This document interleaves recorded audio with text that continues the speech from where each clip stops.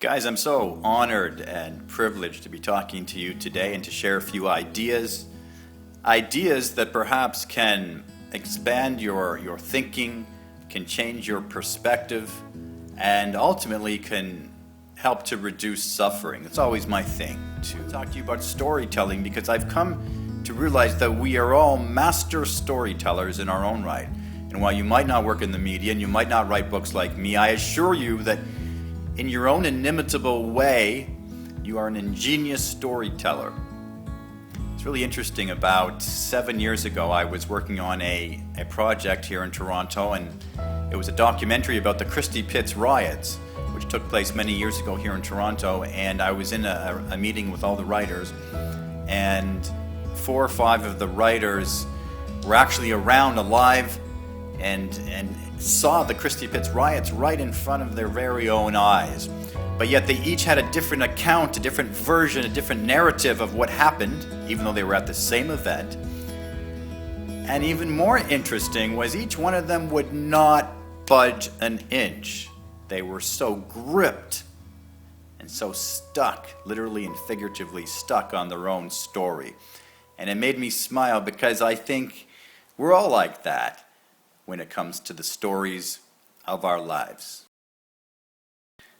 It's just hard to break away sometimes from those stories that we create around the early events of our life. And experts say that the first few years of our life ultimately shape and mold the rest of our life. And if that's true, then I think that the stories that we create around those early years and the messages that reverberate and ricochet back to us can also, in a tragic way, control much of our life and cause much suffering. The messages that say we're not smart enough, we're not handsome enough, we're not pretty enough, we're not strong enough, we're not good enough. So I say to you now, in an effort to reduce suffering, anxiety, and depression, and many other emotional ailments, I say to you, why not challenge the authenticity of your story? Because I've come to learn that when we do have the courage and humility to challenge the authenticity of our story, that we can break free of lies that have shackled us for much of our life and reach a greater truth, and that truth can be tremendously liberating and emancipating and give us tremendous freedom and joy and happiness.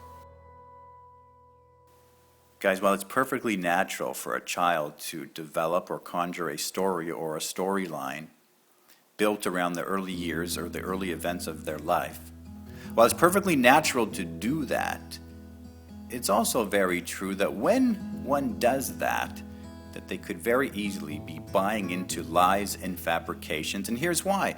When a child conjures a story, he's developing the story with the inherent limited faculties, the limited emotional and psychological faculties of a child. So how truthful can that be? Number 2, when you conjure a story as a child and repeat it to yourself, you inevitably repeat it and echo it and throw it into the universe, to your family and your friends and your therapists and your doctors and your rabbis and your ministers. And anytime information of any kind, including this story, gets into the hands of the universe, it echoes back to you with incredible distortion, because that's the way information works. Number 3, when we conjure a story as a child and we write about the characters and players that surround us at the time, and then we adhere to the story and repeat it over and over in our mind for years, we forget one thing, that the players and characters that we initially wrote about in our story have changed and evolved and grown substantially. So if we're relating to a story we wrote 30 years ago, we're relating to characters and players that don't exist anymore. How truthful can that be? Number 4, most importantly, a child conjures a story through a very myopic lens, a very singular lens. Unlike an adult who, when he writes and develops a story, he does so with a panoramic view instead of a myopic view. And he can consider all of the circumstances and all of the layers and textures of a situation. He can consider the plight of other people with compassion and empathy, and therefore he can reach a more truthful story with more vision and more girth. My friends, as I leave this video now, I implore you to challenge the authenticity of your story.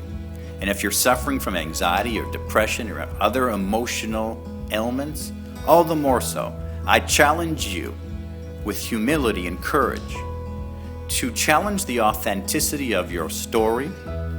Do your investigations, speak to your loved ones, your family, your friends. Ask the universe, ask God.